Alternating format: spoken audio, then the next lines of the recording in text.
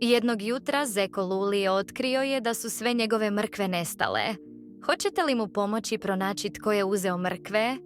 Slijedite ovu priču i saznajte tko je taj misteriozni lopov. Zeko Luli imao je najljepši vrt u cijeloj šumi. Njegove mrkve bile su velike, sočne i savršene. Svakog jutra Luli bi provjerio svoj vrt i uživao u pogledu na svoje mrkve.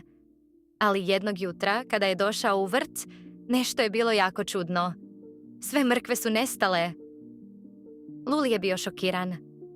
Tko je uzeo moje mrkve? Pitao se. Počeo je tražiti tragove.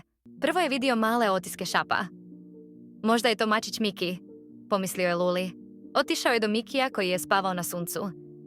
Miki, jesi li ti uzeo moje mrkve? Upitao je Luli. Miki se probudio i rekao, ja? Ne, Luli, ja ne volim mrkve. Ja volim ribu. Luli je nastavio tražiti. Zatim je vidio velike otiske. Možda je to pas Riki, pomislio je Luli. Otišao je do Rikija koji da je igrao s loptom. Riki, jesi li ti uzeo moje mrkve? Upitao je Luli. Riki je rekao, ne, Luli, ja ne volim mrkve. Ja volim kosti. Luli je bio zbunjen. Tko je onda uzeo moje mrkve? Pitao se.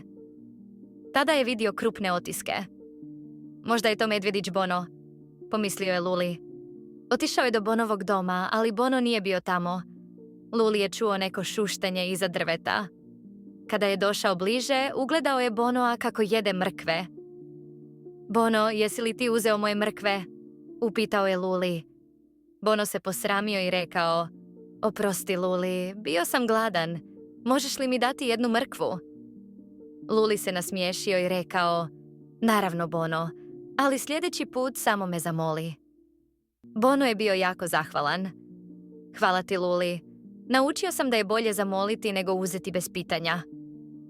Luli je podijelio mrkve s Bonom, a zatim su zajedno zasadili nove mrkve u vrtu. Na kraju dana Luli je rekao, naučio sam da je važno dijeliti s prijateljima, ali i da je bolje zamoliti nego uzeti bez pitanja.